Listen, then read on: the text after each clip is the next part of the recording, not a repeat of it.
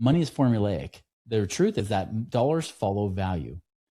The more value you can offer somebody, the more you can serve them, solve problems for them, actually just add value in such a way that they need you in their life, you will get paid money. And so I stopped asking, how do I make more money? Because that's been broken. People have done that for generations and stayed broke. I always ask, how can I add more value? How can I solve a problem for somebody? How can I do something in a way that use my unique gifts, talents, strengths, relationships, whatever it might be, to serve people and do that?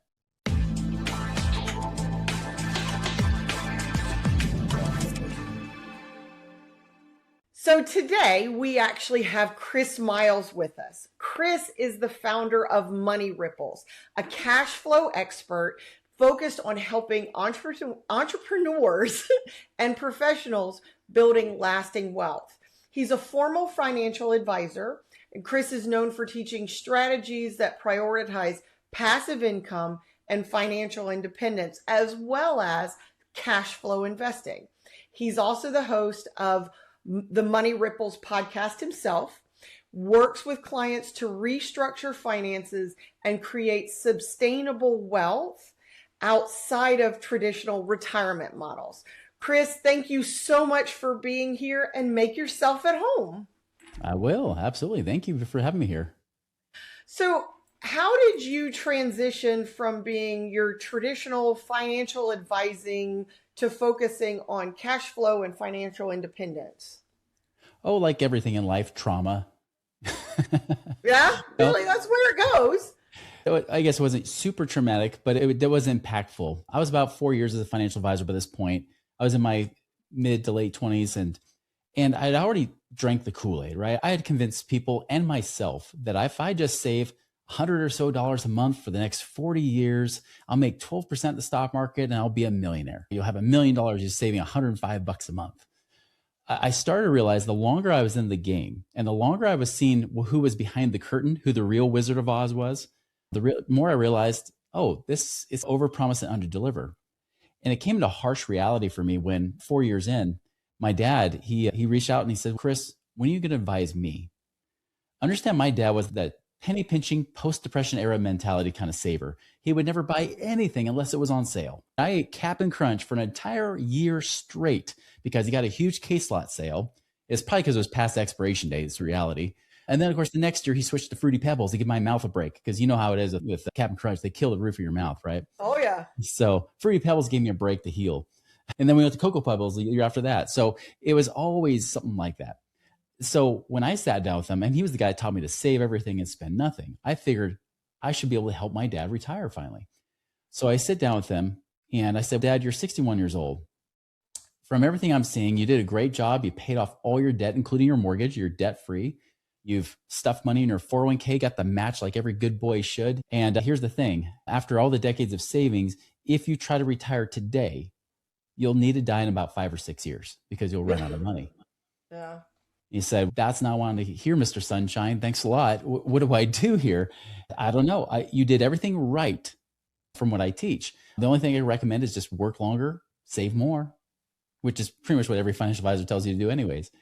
And that bothered me so badly that it was just a month later, I'm speaking with a friend of mine, and he asked me, he said, Chris, how many of your clients are financially free where they don't worry about money? I said, even the retired ones worry about running out of money too soon. Okay, none. How about this? How many of you guys as financial advisors are financially free? Not off the commissions, but actually doing these same investments you've been recommending. And as I was really honest with myself, and I did this mental inventory of about 100 different advisors in my office. And I remember there was guys working here since the 1970s. This is the end of 2005. And there's guys who've been working since the 1970s. And I realized, I was like, none. I don't think any of them can retire. There's your problem. I'm like, okay, what's the answer? And so I started going down the path of more real estate investing. That's what he was starting to do. In fact, he even told me, he's like, yeah, my dad and I have partnered on some real estate deals over the last several months, and we've doubled his income as a professor at the local university. So it was kind of like, it was interesting because I was like, wait a minute, I just met with your dad 5 months ago, and I was trying to get him to invest with me. He decided not to go do real estate with you, and now he's doubled his income? That's too good to be true. That's impossible. And because my financial advisor brain can't handle those kind of numbers of freedom, financial freedom. And that was the thing that shocked me. It was like a rich dad, poor dad in real life, right? My dad was a poor dad. His dad was a rich dad. And so when I started to go down that rabbit hole. It's almost like a matrix red pill that I took. And I started realizing, wait a minute, it's not about how much you accumulate of money. Because they always tell you to hoard away money forever, almost like a squirrel waiting for that winter of retirement. And your hope is winter doesn't last too long and you run out of nuts before you die, right? But instead, it was like, no, how do you actually get this tree to keep producing nuts? Is what we were more like with this cash flow thing, is how do we get income to keep coming in? So I'll give you an example. One thing that I learned that just completely rocked my world. And in fact, it got me to the point where I quit being a financial advisor, was when I realized, like in the real estate game, I didn't have to go and buy a real estate in my backyard. That's what I always pictured, was you buy a rental, you deal with the tenants, the toilets, and the trash. But it wasn't that case. Because like, for example, I could lend my money to a real estate investor and then say they want to pay me 12% a year or 1% per month. That means if I have $100,000, instead of living on $3,000 a year in the traditional financial plan, I could actually make $1,000 a month or $12,000 a year, quadruple the income from what I would make just keeping it in the mutual funds or my 401k or whatever. And that shifted my whole perspective. And then I realized, wait a minute, I just realized that now maybe someone like my dad could have hope. Maybe a lot of the clients I met with, I said, save for another 20 years, might be able to do it in less than 5. And so this shifted my whole perspective to the point where I said, I can't teach this stuff anymore. I cannot stay on this side knowing that the wizard is a fraud. And so I left. Vowed never to teach about money again. I actually did. I stayed on as a mortgage broker for a different company. And then I taught ballroom dancing on the side because I was one of the nation's top amateur ballroom dancers back in 2001. So I was doing that too. And I was even doing some stock trading. But eventually I started learning this whole real estate game. And later that year in 2006, I had enough passive income coming in when I was 28, almost 29 years old, that I was what I call work optional, where I had enough passive income coming in that I worked because I want to, not because I have to, because it could pay all my bills. And that's when I hit this whole level of freedom I never thought was possible, especially at such a young age. And so in 2007, I came out of retirement. I started teaching people how to do it. The recession kicked my butt. I went from really like financially free to over $1 million in debt and on welfare, like food stamps, literally. Had a battle back from that. Actually, my credit score dropped to a 480. So it's like getting your name right on your SATs. Yeah. It was pretty bad. And eventually I got it back up. I eventually became financially independent the second time, digging out of that hole. I didn't go bankrupt, but I did pay back that debt by just focusing and pivoting in my business, teaching people how to create more cash flow, not just passive income, but find money, because that's what I was doing. I didn't teach people how to get out of the rat race because now I was back in it. So I can't teach something I'm not doing because I'm a horrible poker player. I can't lie. So as a result, I'm almost like overly honest to a fault, to the point that it usually bites me in the butt. I'm one of those people, I probably overshare sometimes. And so instead I started sharing, here's what I am doing, and here's what you can do too during that recession. And that actually reversed our business, got us almost into bankruptcy, got us out of bankruptcy. And we were able to go from like almost bankrupt in 2009 to 5 million or more in 2010. And then eventually I dug out that hole where at the end of 2016, I was financially independent the second time when I was 39. So I was able to have enough passive income. And now I've kept it for the last decade because I'm much wiser and smarter this time around than I was the first time. And usually falling on your face is the best teaching tool there is. Yeah. Because if all you have is success, failure is the biggest teacher that we have. Oh, And so sure. by being able to take what you knew, what you know, and reapply it, and you've done it again, you learn more that time because you have to make it work. Yeah, that's right. It's funny because I always tell people I'm the one financial guy out there that won't judge you, because you probably have never been in a worse situation financially than I've been in. Most people haven't been over $1 million in the hole, like in the whole $15,000, $16,000 a month, because like they're just getting buried by business failings. And so you're not profitable there. And then of course you're not paying yourself at home, and you have expenses at home and everything, especially with a young family and whatnot. I have 6 kids plus 2 bonus kids too. So there's a ton of them. So yeah, we got double that number in chickens, as we talked about before we go on the air. So it's a different situation. So that's the great thing, is that, yeah, I had to learn from that stuff. And you're right. Like, you fall on your face, you get the best lessons if you get up. And I think the biggest thing I learned was, I'll tell you, because in 2006, when I did it the first time, when I was starting to teach people in 2007, before things started to hit the fan, I remember even asking myself in the deep recesses of my mind, saying, did I just get lucky? Because it happened so fast. Did I even know how to do this? Could I replicate it? So isn't it ironic that I was forced to not just replicate? Before, I was starting from like above zero Now I was starting from negative 1 million and had to dig out of a hole and then build up cash to then invest and do some things. And so it's almost like it had to prove to me that in my own laboratory of life, it had to work. But even more, what I'm proud of is that I got many other clients over the years to do the same thing. And so that's where it's rewarding. That's why it's called money ripples, because it's that ripple effect you create, right? As you prosper financially, yeah, I can live a great life and sit on a beach and be financially free. And because some people say, why you keep working? That's dumb. I would never work. I'm like, that's because you've never been there. I've quit. I've retired twice where I stopped for months and I was the most depressed I've ever been in my life when I stopped working. But when I work with purpose and I know I can give back, that's the blessings. Like I can take the wealth and the things I've learned, as well as the money I have, put it back in to create a bigger megaphone and be able to teach more people and bless more lives. And that's why I've had my Money Ripples podcast for the last, now it's going to the 13th season. And that was my second podcast. So those kind of things are like the things that I love doing, regardless of the money. That's one of the things when I got started as a real estate agent. Typically, people jump into real estate when it's fantastic. Just here recently, 19, 20, 21, when all you had to be was an order taker. All you had to know was how to write a contract. And most states give you the contract that all you're doing is filling out the blanks in the contract. So all you have to do is pass your class, pass the national test, and you're a real estate agent. So I got in 2008 and literally perfect time. And I had to learn, I worked for another real estate agent who was trying to learn how to pivot at the same time and teach me.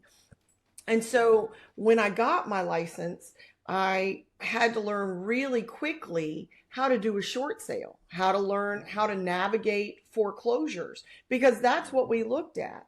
Now, I also had one of the biggest tragedies that happened in my life the very weekend that I passed my class.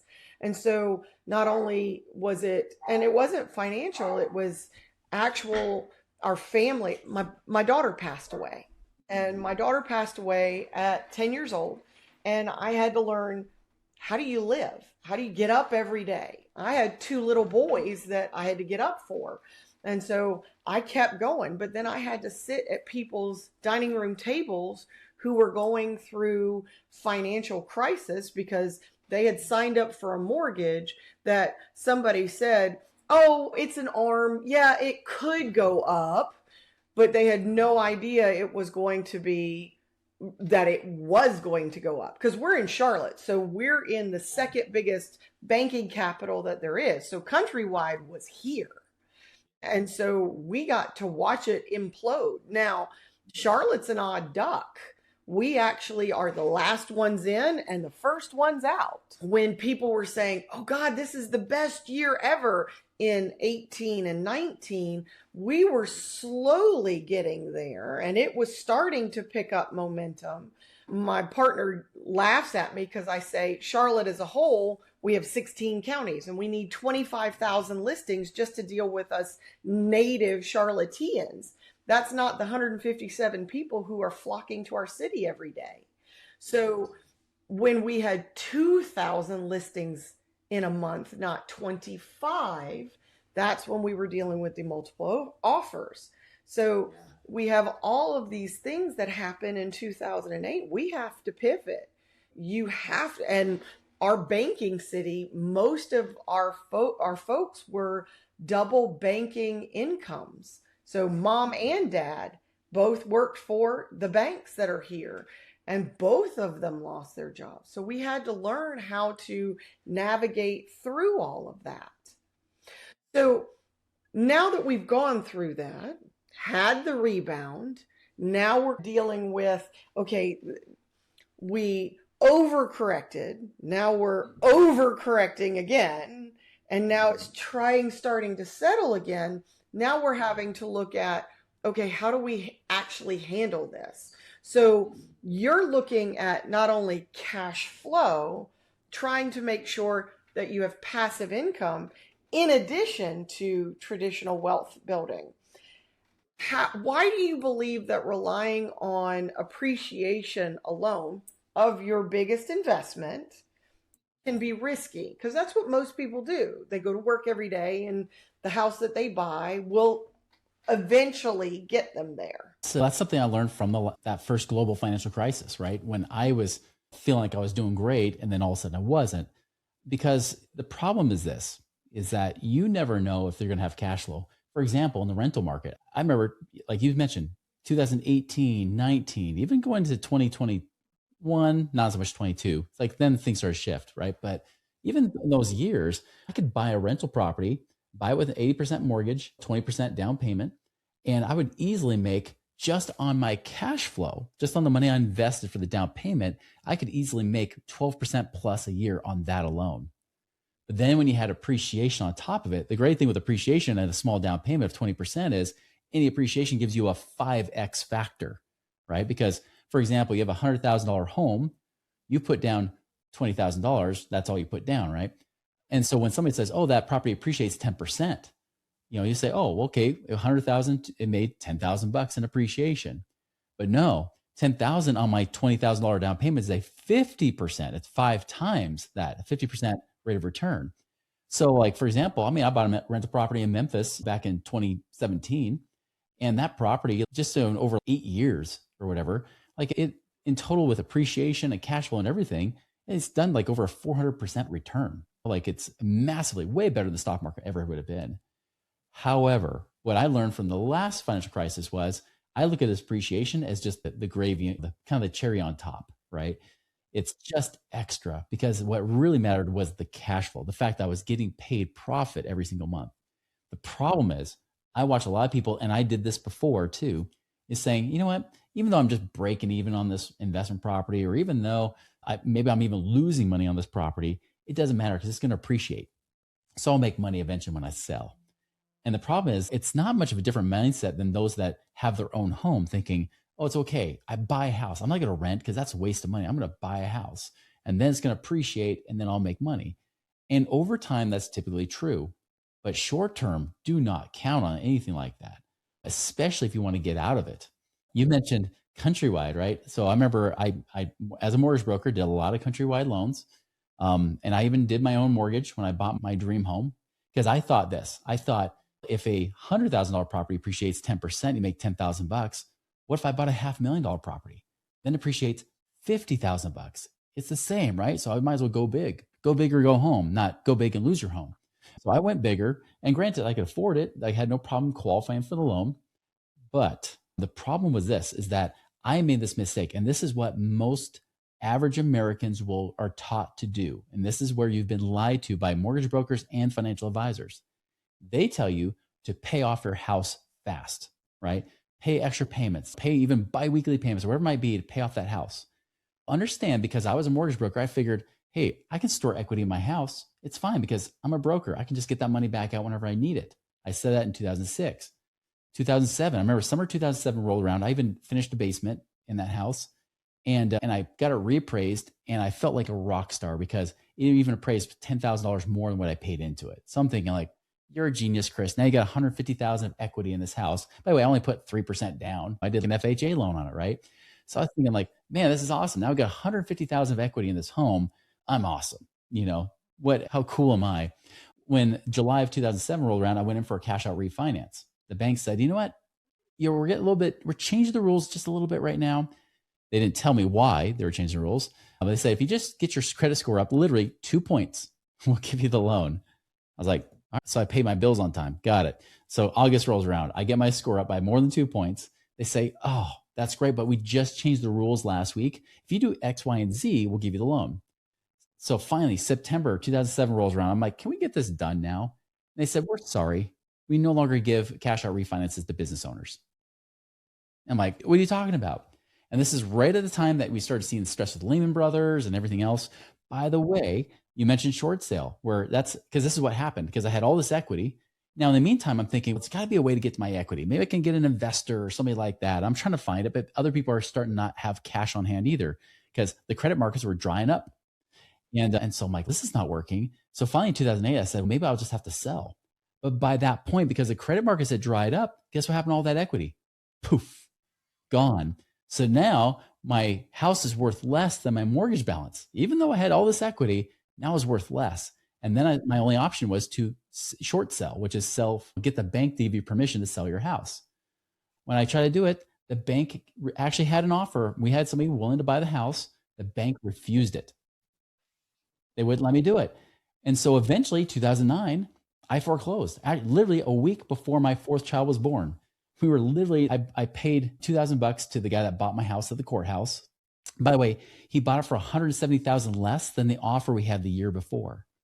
Now, why did that bank refuse it? Because they were owned by Lehman Brothers. And eventually I did get a settlement check for $300 from their mortgage practices and things like that. But that didn't nearly pay back the thousands and thousands I lost. And so that was a big lesson for me is, it would have been more powerful for me to have that cash on hand to keep my equity in my control versus locking up in a house where I have to ask the bank for permission to get to it or try to sell the property, which as you find out, if everybody's trying to sell, then no one's willing to buy. And that's the thing you got to be aware of is that you can't always count on appreciation. So I walked away from that. I said, no more will I count on appreciation because the only people I saw survive real estate were those that had profitable rentals. They had cash flow coming in above and beyond what they were paying. Everybody else were sinking. Those people were thriving. And then they had the cash to buy up the rentals for super cheap, right? So they were buying the real estate when I wish I had cash, but I was trying to dig out $1 million debt hole by that point. So that's the thing is never, ever count on your house appreciating. Pretend like it's never going to appreciate. I'm not saying it won't because it will over time, but pretend like it won't. And then you'll probably make better decisions with your money if you do it that way. So how should people think differently about building wealth in today's market?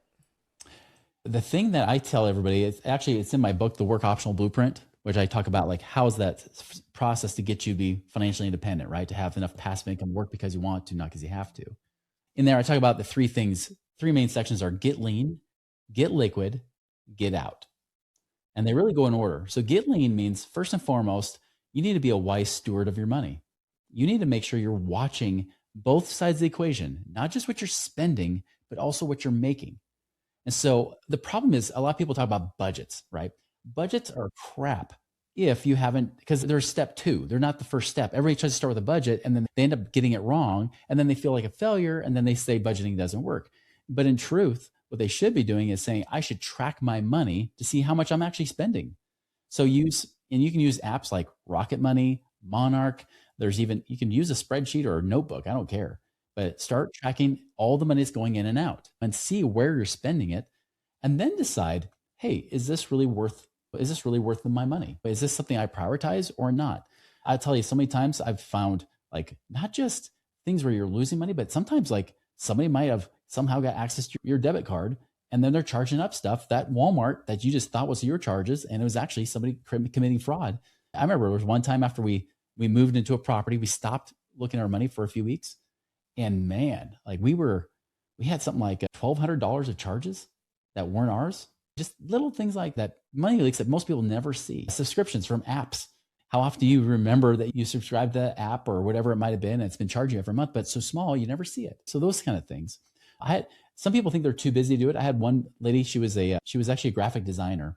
She's like, I'm just too busy, very ADHD. I'm just too busy. I can't take time to do this. I'm like, just do it. Took me a couple months to finally get her to do it. Found out that just by moving some things around, but not even like, for example, streaming services, they were paying $300 a month for cable. So get streaming. You can watch your football on Hulu now. Like you can do stuff like that. And so I got them to do that, save them like $300 a month there, got them to change how they were doing their eating out and stuff like that. Like they're still eating out, just not as often. And because they weren't planning meals. So I was like, great, plan some more meals, eat out a little bit less. And look, we just freed up $1,800 a month. Just little things like that.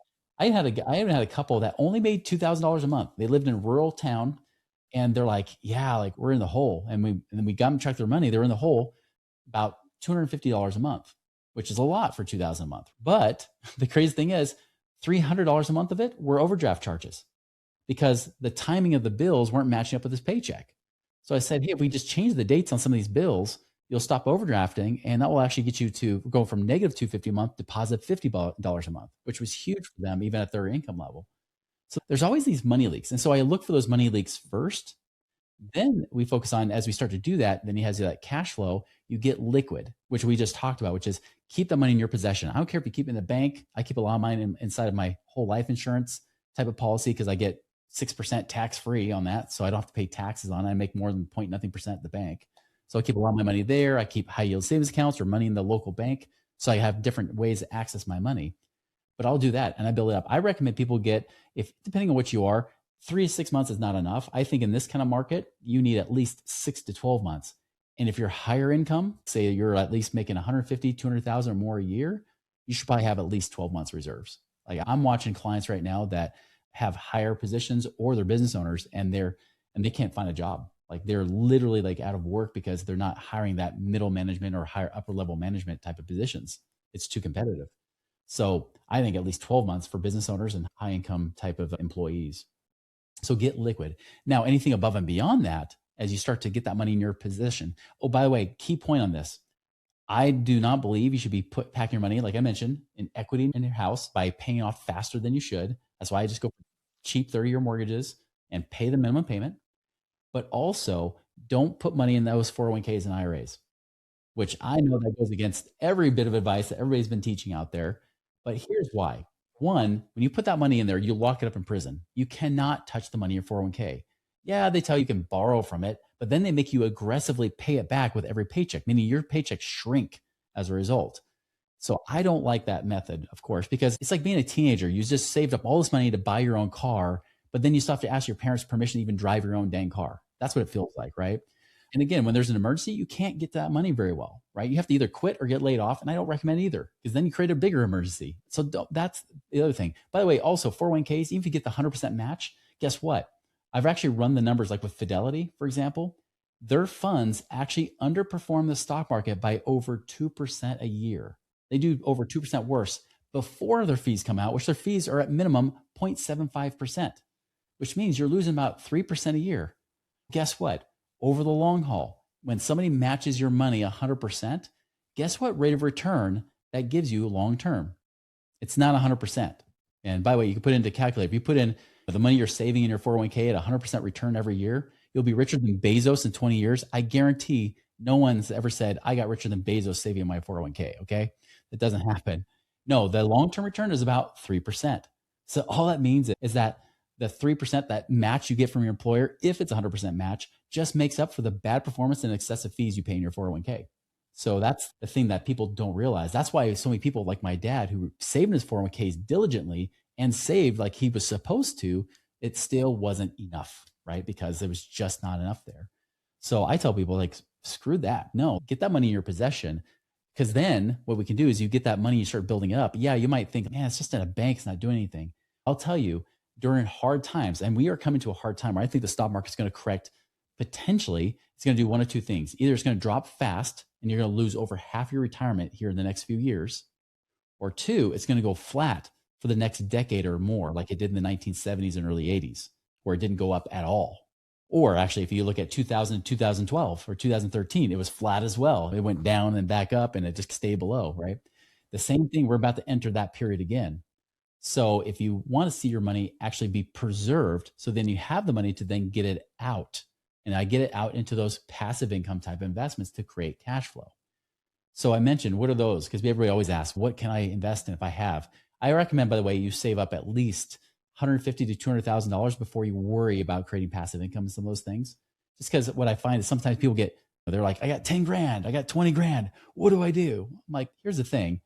You do that. Maybe you buy one rental property, for example, a small rental property. But if something goes wrong with that, then you're not making any money, right? It doesn't do anything to help you. It's better to say, hey, maybe if I can buy multiple ones, or if I can do multiple types of investments to diversify a little bit, now make sure I get paid from all different directions. I'm getting multiple streams of income. And that's one thing I usually recommend. So 150,000, 200,000 is where you want to get to before you say, now let's figure out where to get this money out. Give you examples of what I've done. I've already mentioned rentals. By the way, when I do rentals, I do turnkey rentals. So for example, I actually have a turnkey rental out in North Carolina. I don't manage it. I have a property manager out there doing all the work. I don't even know the names of my tenants, right? Like I literally just had a turnkey company help me find it. They helped me get the financing, get the mortgage broker in place. I got it done. They helped me do all that paperwork and everything. And then they also did all the work to get a renter in place. So I did nothing. I was hands off. I was just the one buying the property, but they're the ones that actually manage it. Yeah, they get a little bit of their fee, but then I get all the rest left over. So I can literally, living in the western half of the United States, have rentals anywhere in the country, especially where the rents are much better than they are out here. That's one way. I mentioned lending earlier in this conversation. You can literally lend your money to real estate investors who might either do a fix and flip where they fix up the property, then turn around and sell it or whatever it might be. You have to make sure, again, with all these things, there's always risk. But the nice thing is in that situation, the property is the collateral. I become the bank. Just like when you get a mortgage, and if you don't make that mortgage payment, guess what? You're like, okay, the bank's taking it back out of your hands like it did for me. Same thing. If that real estate investor doesn't pay me, I not only get that property, but I can usually sell that property for more than I invested, making more than what they owe me. So they have an incentive. They don't want to lose that property. They want to keep it so they make their money back too. So that's one thing. I can have actual real collateral, a real physical thing, not some stock that can go up or down because Elon Musk or Donald Trump tweets something weird. So I don't starts a war. It starts a war. Exactly. Right. Like we've seen the stock market drop almost 5% this year just because of that alone. Other things I do, oil and gas. Like I actually, like if gas prices are going to go up, I might as well get paid for it. So I actually own mineral rights in the West Basin of Texas or New Mexico, where anything that pull out of the ground, I get paid on. I also have a raw land partnership where I have partners that are 30% partners. I'm 70%. I provide all the money. They buy and sell land, but they sell the land. They buy it at wholesale, sell it at retail, but they sell it on terms. They do what's called seller financing. So somebody then who buys a property from us, they could pay us cash. Instead of doing that, there's like, hey, we'll pay you a monthly payment for the next 7, 10, 15 years. And I get paid cash flow. So we actually make sometimes triple the amount that we've bought the property for. I actually put over $500,000 into that partnership so far, and it's kicking off over $12,000 a month. Just that alone. All kinds of things you can do. You can do self-storage. You can do apartment buildings. You can do even assisted living for rental or retirement incomes and things like that, or retirement homes, retirement homes becomes retirement income for you. All kinds of things. There's so many things that your financial advisor will never tell you about because one, either they don't know about it, which is often the case, and or two, the main reason, even if they know about it, they won't recommend it because they don't get paid a dime to tell you to do it. Same reason why they don't get paid a dime D to tell them to invest in real estate with you. Because if they tell you to do that, you make the money, they don't. And that's a big problem in the financial world, is that they've brainwashed to believe that the only way you can invest is in Wall Street. You just got to buy these mutual funds, set and forget it, compound your interest for the 5 billion years you're supposed to keep it in there. And then finally, when you're at the point where you're just not able to enjoy it anymore, because like my dad, who had health problems, he barely had a few years. He got to sing karaoke and go fishing. And then the next thing you know, he's bedridden. And so all his money got eaten up by medical costs. Like he just passed away a few months ago. He literally died broke. I was bankrolling his like care for $13,000 a month the last few months of his life. He was broke at that point. And that's the thing, is that you could be alive, but it doesn't mean you're going to be living. And I think it's so important that this must be fixed. And that's why you can't buy into the lies you've been taught. And that's why there's a whole world out there that financial advisors won't tell you about, because again, they don't get paid for it. So that's the thing. Okay. You've explained to us all of these things, and you've now given regular people, you need to save up $150,000 to $200,000. And they're like, how am I ever going to get to that? Ever? What are some realistic steps that someone can take to become work optional in 5 or 10 years? Now, 5 years would be probably really aggressive, but it would be. I mean, what is a realistic step that they can take? This is what I had to do. Because remember, I had to dig out of $1 million debt hole. It helped that I was a business owner. And it hurt that I was a business owner. Because that's the thing. It's nice when you're an employee because you have this floor, right? You have this floor that you won't get paid less than this, right? Your base salary, whatever it is. But as an employee, you also have a ceiling to some level, right? You know that you have limits. As a business owner, you don't have the floor, but as a result, you also don't have the ceiling. But I don't think that's always the case, because I'll tell you, half our clients are employees. Often been good savers. They followed Dave Ramsey's approach and then realized it's not working. And then they said, let's do something else. He was good for getting me to zero, but I'm past zero now. I want to do something else. So I think the biggest thing, and even if you hear like Charlie Munger and Warren Buffett, Charlie Munger when he was alive, they talk about income is the biggest thing you can move that needle on, because you can only cut expenses back so far, and then you're living in a cardboard box. What can I do to increase more income? Here's the secret I learned, is that this is when money became like predictable. It used to feel foreign to me, even as a financial advisor. Making more money was still like this mysterious thing that only lucky people got. And the truth is that's not the case. Money is formulaic. The truth is that dollars follow value. The more value you can offer somebody, the more you can serve them, solve problems for them, actually just add value in such a way that they need you in their life, you will get paid money. And so I stopped asking, how do I make more money? Because that's been broken. People have done that for generations and stayed broke. I always ask, how can I add more value? How can I solve problems for somebody? How can I do something in a way that use my unique gifts, talents, strengths, relationships, whatever it might be, to serve people and do that? So let me give you examples of some things.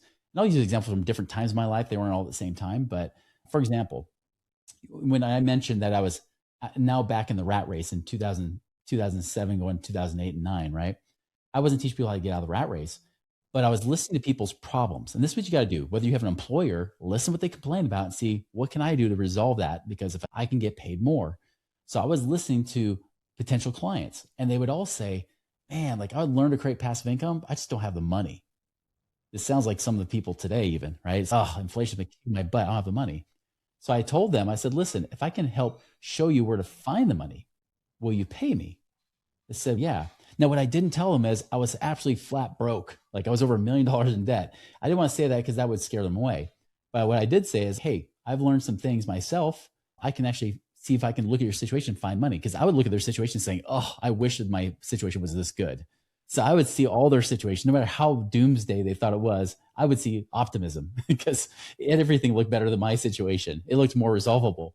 So I would just say, here, you do this. Hey, here's a creative way to pay off your debts. Actually, I got like a cash flow index strategy I created back then that now is other experts are starting to teach my index, right?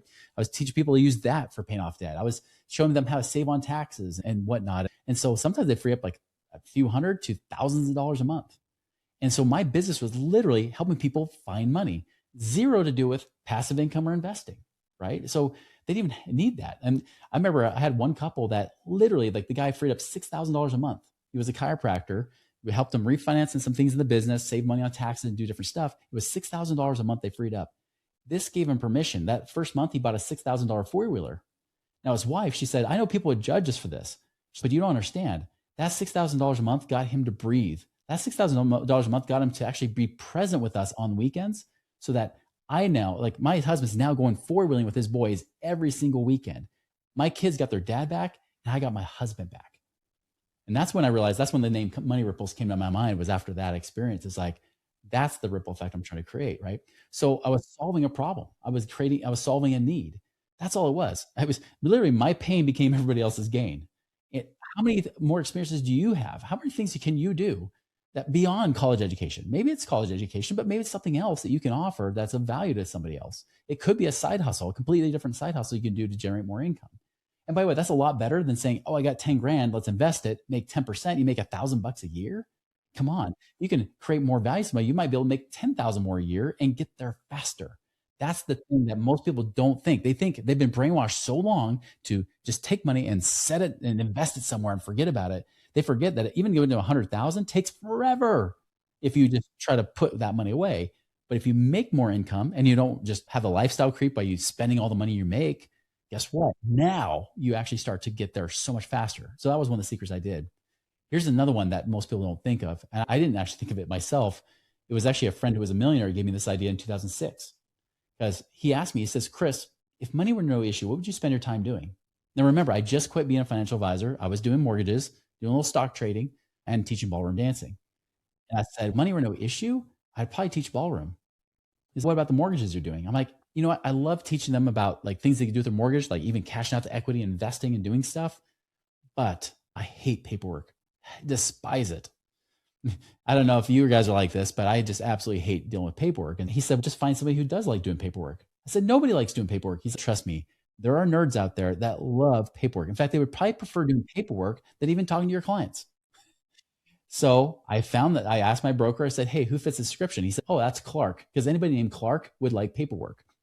And so I did. I went to Clark. I said, listen, instead of me just doing this all myself, this mortgage, what if we do a split? If you do all the work, basically, I just get them excited and then pass them on to you to do the mortgage. You split it 50-50 with me. And he said, yes. So I would spend maybe a half hour or so with these people, teach them what you can do with the mortgage and then investing it. They're like, this is cool. How do I get that mortgage? Talk to Clark. and I pass them on to Clark. So now it's hands off on the mortgages. But this back in the day, right? Every month or so, I would get like the $2,000 commission check coming in from a deal that closed from just friends and family. I wasn't even advertising it, guys. It was just because there was that opportunity. So again, I was creating value, but now I created a win. I created a win for me because I was the middleman, a win for Clark because I love that people just come to me. This is great. I don't have to do anything. I just have to do the work. And then it was a win for my clients because they were getting really good service from Clark because I would drag my feet on the paperwork. He would get it done right away. So they would move fast and get it done and have a great experience. So I made money literally just from that. I took that idea. I even went to the wholesale jeweler and out near my area who I bought my wedding and engagement rings from. I said, hey, you're like a third of the price. Do you have a referral program? They said, yeah, we'll pay you 5% for referrals. Cool. So whenever I had friends getting married, which in my late 20s, there's a lot of them, it's like, hey, don't get ripped off at the typical jeweler. Don't go to K's, go to this jeweler instead. Well, you'll actually save a huge amount of costs. And so they would, and then I would get a check. And so I started becoming like this little Mr. Hookup, as one of my friends called me, because they're just like, yeah, who do you know that does this? I'm like, yeah, go talk to these people. I trust them. Because I had this network of little business owners that I knew that were trustworthy.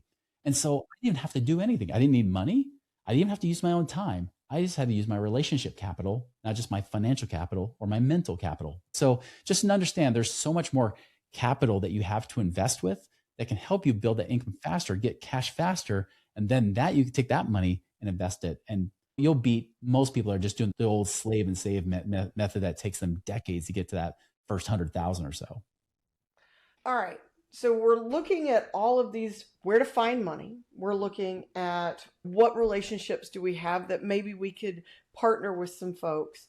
But how does everybody else, or how can investors structure to create consistent income? Yeah, the best thing I look for really good, reputable people, right? So I don't like to do I'm not opposed to people doing the active real estate investing. There are people out there who say it's passive. No, it's not. If you're a wholesaler in real estate, or you're doing fix and flips, if you love it, awesome. I have a friend that's near me he loves the game. Like, he was a roofer and he loves the fix up projects. Cool. Then do what you love, right? Then it doesn't feel like work. For me, who can barely put together IKEA type of stuff, it's a different story. So in that kind of case, like, that's where I try to find people I can trust that have been there and they're still doing it today. They've been there, done that, and still doing it. So like, for example, when I look to invest with people, like if they're in real estate, I don't look for the person that started in 2018, 2019. I remember in 2021, there were so many people like, oh, I'll pay you 15, 20% a year on your money if you invest with me. I'm like, yeah, but you've been doing this for the last, 3, 4, 5 years? Yeah. Okay. Everybody and their dog could make money during that time. I want somebody who was able to make money even when others were going bankrupt. I want the people that have been beat up and bruised and banged their knee a few times, right? I want those people. So often when I look for real estate people to invest with, I usually look for those people that have been doing that specific thing for at least 15 to 20 years. So they usually have some gray hairs as a result of what they've done. Never mind. I know, unless you color it. Yeah. I just lose it, so you can't tell. But that's the thing I look for. And so I look for people that I can trust, that have a great track record, that keep paying their people, that really the word is their bond. And they're often not the best marketers. They're not the people that often will always show up on podcasts. They're the people that just do the work. They're like a Clark in the real estate game. Yeah. And so that's what I look for. I look for those people that maybe aren't so great. And I've built a network over the last couple of decades to do that. And it's not perfect. It doesn't mean that everything is risk-free or anything like that. But I've been very fortunate that we've gone through the last few years. Unbeknownst to most Americans, real estate has actually gone through the worst time the last 3 or 4, now going on almost 4 years now. Like, we've seen so much correction. I've seen so many people in the real estate game go out of business because the interest rates went up so high, so fast that it just destroyed them, even like the apartment space and things like that. So you have to you have to realize that there's always risk, but when you decide to take control of your own destiny, your own future, and you start to look for those people, one, you can do what I did and build it up over time. And that's a very long process. Or two, you borrow somebody else's network. That's what our clients do. They borrow my network and say, hey, who have you used? Doesn't mean it's a recommendation, but it's like, Here's people I've invested with. Here's people that I've known or trusted over the years. Where are you seeing the most overlooked opportunities right now? I think the biggest overlooked opportunity right now is the need for cash. I talked about the get liquid part, right? And we talk Yep. about how people just hate sitting on money. I realized in 2022, when everybody is saying, don't sit on money, you'll lose to inflation. That's when I realized maybe I should sit on money. What I've learned is this: whatever the masses say, do the opposite. For example, if everybody is saying, and I mean everybody meaning like if somebody who's never done real estate investing says you should buy real estate, that's probably the time that real estate's going to shift and you're Yeah. not going to make money in real estate. You mentioned people buy after it gets hot, right? Yeah. It's always after it gets hot that people then want to buy, but never Yeah. before, right? Yeah. Same thing in the stock market. When everybody's telling you, hey, you should be in the stock market, that's about the time when the stock market's about to crash. Bitcoin, like I knew when I had classmates that could barely graduate high school saying, Bitcoin, how do I buy one? Is it a coin? How do I do this? Then I was like, okay, now if the average American thinks they should go do this, that's the time to get out. Some people refer to that as quote unquote dumb money. But when you hear mainstream America tell you to do something, you should usually do the opposite. So if they tell you need to get all your cash and invest it, you hear like people in the financial world telling you that. I started doing the opposite and started building up more cash. I was still investing, but I slowed it down. I started building more cash on the side because I know there's going to be a point very soon, and it's already started to happen a little bit, where people won't have the cash. Then they can't get it out because either they can't sell things off or whatever they can't do, or they lose value in it. What happened in Bitcoin already, a lot of people lost money in that from scams as well as from market losses in Bitcoin. People are going to lose money in the stock market here pretty soon. So that's the time. If you've got the cash, it's kind of like the golden rule. The person with the gold makes the rules. So have the gold, have that cash in place. Even if you're making 0.nothing% in your bank, that's better than losing all of your money and then starting over again. How do you see the current market evolving, especially with things that are changing? Because everything we hear right now is AI. AI is going to take real estate agents' jobs. AI is going to make literally everybody out of a job. So how do you see what's going on currently in the market evolving with what's changing with the narratives around AI and investing? I think, I've done a lot of AI videos on my channel as well lately because people are starting to take advice from AI and ChatGPT rather than trying to take a person's advice. And rightfully, because I already mentioned, you can't trust financial advisors when their paychecks based on you putting money with them, right? It's hard to trust that. But I've also done some episodes where I show how AI is completely stupid, right? Like AI, or just gives you the same old Google responses. It just takes the most popular responses, which again, mainstream advice, right? Which is the typical advice I just said to do the opposite.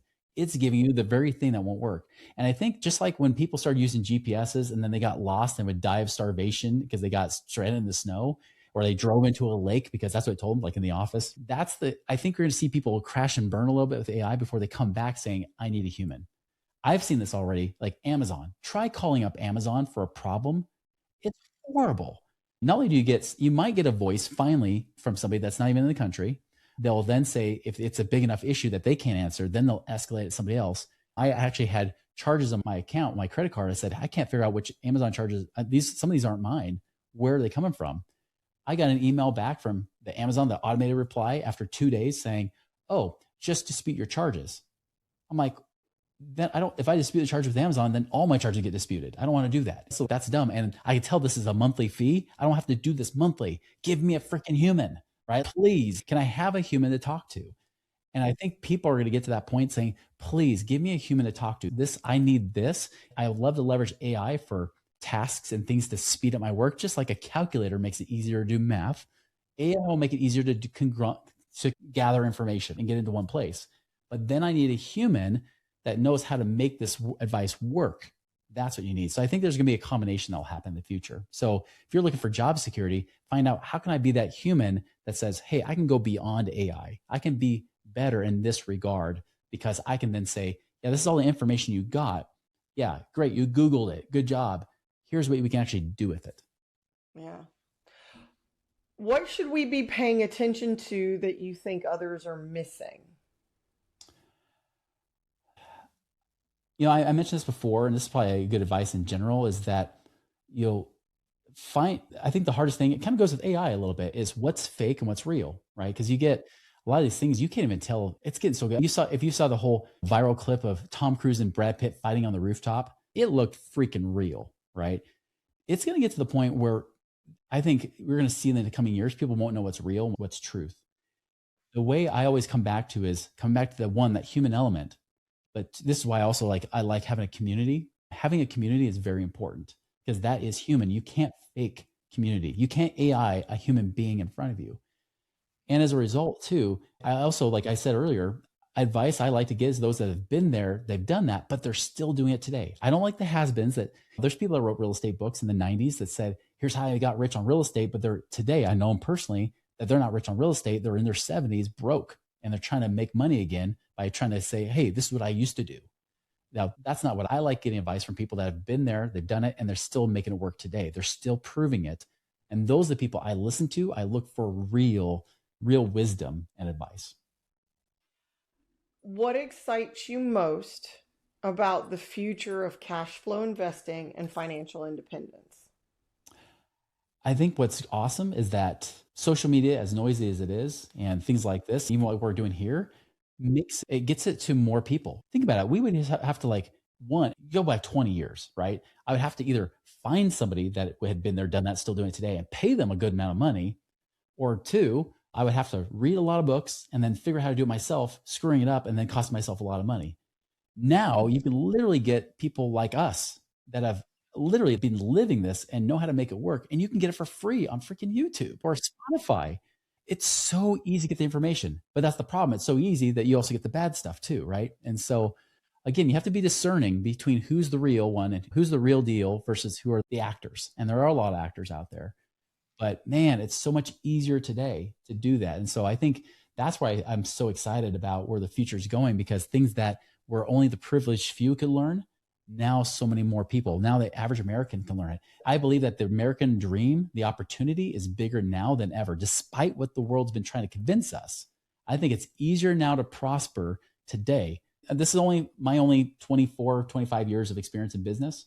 I know that doing business today is way easier now than it was then in the early 2000s.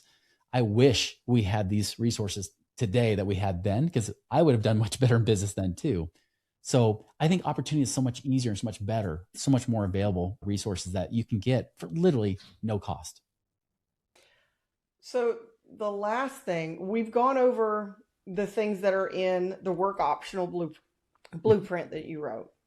The get lean, get liquid, and then get out. Mm-hmm. With those things, what advice would you give someone who wants to take control of their financial future today? Start tracking your money. If you haven't done that, and most people haven't, even people who are good savers often don't track their money I recommend a weekly basis. Not even monthly is good, but by that point you're like, oh, the month's over. So if you do it on a weekly or bi-weekly at least, what will happen is you'll start to realize when you pay attention, whatever you pay attention to expands and grows. Whatever you ignore leaves you. For example, you start paying attention to your teeth, flossing and brushing, you'll keep your teeth. But if you ignore them, you'll lose your teeth. You ignore your spouse, you'll lose them. You ignore your health, you'll lose it. If you ignore your money, you'll lose it too. So pay attention to your money, start there, and then start to build up that cash again in your possession. Don't lock it up in prison. Don't put it in the 401ks and all the other stuff. Keep it in your possession. So sorry. This was perfect. The only thing that we were going to do is the last piece. So they'll cut all of that was the last piece of advice. This has been, I take notes when we do this, and it's like page after page of notes that I started with you. So let me go back. Let me sign you out. That way you can move on. Thank you so much, first of all. All right, Chris, thank you so much for your time. I have taken so many notes. I know that our guests are our consumers are going to be so excited about all of this. We have all of your socials. Guys, Chris is the author of the Work Optional Blueprint on Amazon. We're going to have not only his website, but all of his socials out. Chris, again, thank you so much for your time. It has been an absolute pleasure, and I am so appreciative of you being with us today. I had so much fun. Thank you for having me on, Dee. I really appreciate it. I so thank you. thanks for joining me on Make Yourself at Home. I hope you found insights and inspiration to help you navigate your real estate journey with confidence. Don't forget to follow, subscribe, and share this show with your friends, because everyone deserves to feel at home. Until next time, stay informed, stay empowered, and keep making moves that matter.